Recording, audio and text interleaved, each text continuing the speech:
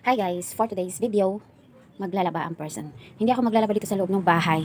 Napagdesisyonan ko na doon ako maglalaba sa labas. Para diretso na sampay, hindi na ako lalabas-labas pa, di ba? Tingnan niyo yung aking labahin. Kahit sa inyo.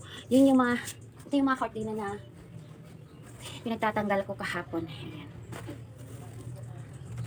Ayan. Ito. Kasi pinalitan ko na yung mga kortina kahapon. Ayan. Pinalitan ko na siya. Pati yung dito. Yan. Diyan. Pinalitan ko na doon. And dito. So, ayan. Papunta dun sa CR. Yun yung higaan ko. Ayan. Yun yung may condenser ko. Ito yung pang live stream ko na. Pag nila-live stream. Yun lang. So, yun na nga. Dito ako sa labas naglaba. So, kitang-kita naman. Fresh na fresh dito. Kaya, naisipan kong dito muna maglaba para diretso na sampay. Hindi na ako maghahakot-hakot mula sa loob ng bahay papunta sa terrace para magsampay. Kinain kasi ako ng katamaran, 'di ba? Kaya diretso na ako diyan. So, habang nagkukusot, naglalaba, nagmamarites kami ni mama. Pero yung aming mga sarili lang aming minamarites. Hindi na kami nagkaalam dyan sa mga ibang tao. Wala naman kaming mapapala dyan. At syempre, nagjo-jokes din kami. Kaya tawanan kami ng tawanan.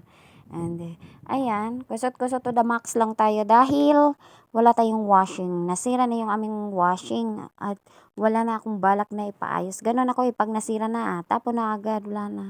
Parang relasyon lang din yan. Kapag nasira na, mahirap na ayusin. Char! May hugot yarn, ganon. So, yun na nga, pinagpatuloy ko na yung aking paglalaba. Sabi nila, mabilis lang daw ako maglaba. Ilang minuto lang daw, tapos na. Syempre, hindi naman madumi yung aking labahin. Hindi naman makutim. Alam nga naman na, punitin ko yung tela sa kakakusot. Yung black, gawin kong puti, char, para malinis talaga. Ganun ba yun?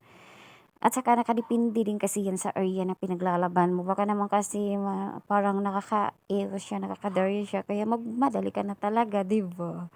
So, ayan, mabilis na nga. Totoo yan. Totoo yan sinasabi nila. Mabilis lang talaga ako maglaba. Nagbanlaw na nga ako eh.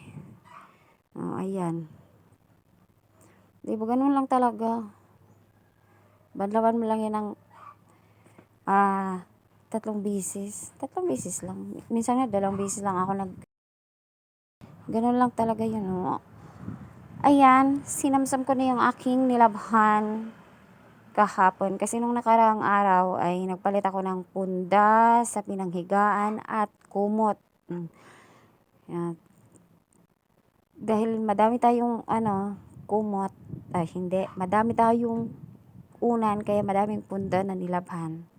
And, hindi ko na nakuhanan yung pagsasampay ko kasi akala ko naka-on yung camera. Hindi pala. Ganun talaga eh. Kapag ikaw na ang gumagawa, tapos ikaw pa ang nagfi-film, nakakalimutan mo, akala mo naka-on yung camera, hindi pala. Kaya hindi ko na siya nakuhanan. Hanggang dyan na lang sa pagsasamsam ng mga sinampay ang aking nakuhanan. Kaya pasensya naman. So, yun lamang. Bye!